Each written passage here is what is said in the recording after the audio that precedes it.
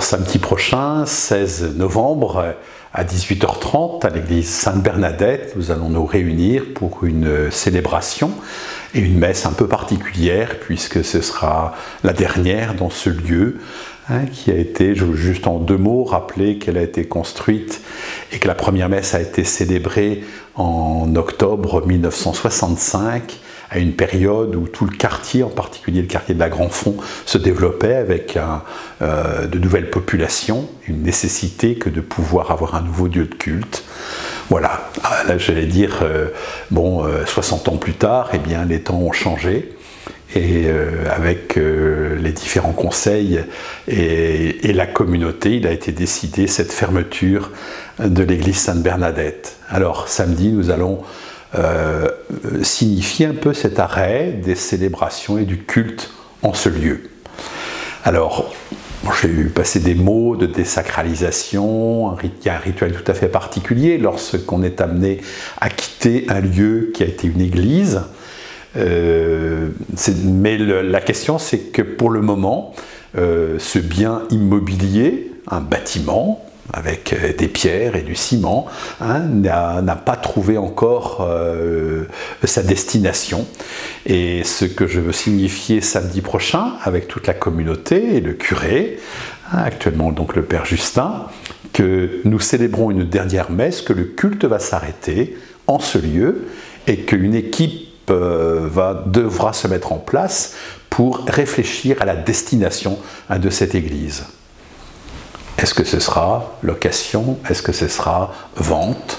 Est-ce que ce sera aussi peut-être, et c'est pour cela que je sollicite aussi à la fois la réflexion et la prière des communautés, pourquoi ne pas envisager qu'il soit un lieu missionnaire, qui ne soit plus lieu de culte, mais qui permette d'accueillir des jeunes, des familles ou autres, on ne sait pas.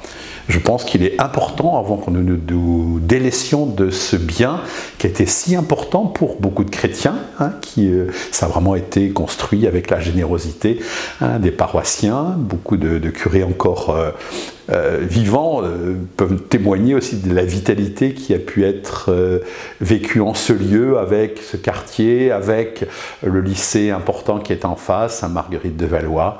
Mais je souhaite que véritablement on puisse, avant de se dessaisir de ce bien et de le mettre en vente, s'accorder un temps où on se demande, ne peut-on pas envisager une mission, je veux dire un lieu missionnaire. On a beaucoup d'exemples dans d'autres diocèses et autres où on voit qu'il peut y avoir besoin de lieux d'accueil et de mission. Alors, c'est ce qui va se passer samedi. Ce que je voudrais signifier, c'est l'arrêt du culte, l'arrêt de la paroisse en tant que telle, mais un temps où nous nous accordons le droit de réfléchir à l'avenir de cette église.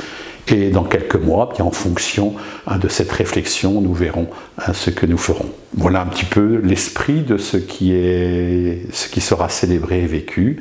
C'est un événement à la fois difficile, parce qu'on quitte un lieu, on se dit c'est dommage. En plus, l'état du bâtiment lui-même ne permet pas qu'on y reste de manière très continue. Donc, un événement important, douloureux, et puis se dire, nous nous regroupons pour mieux agir, pour mieux réfléchir.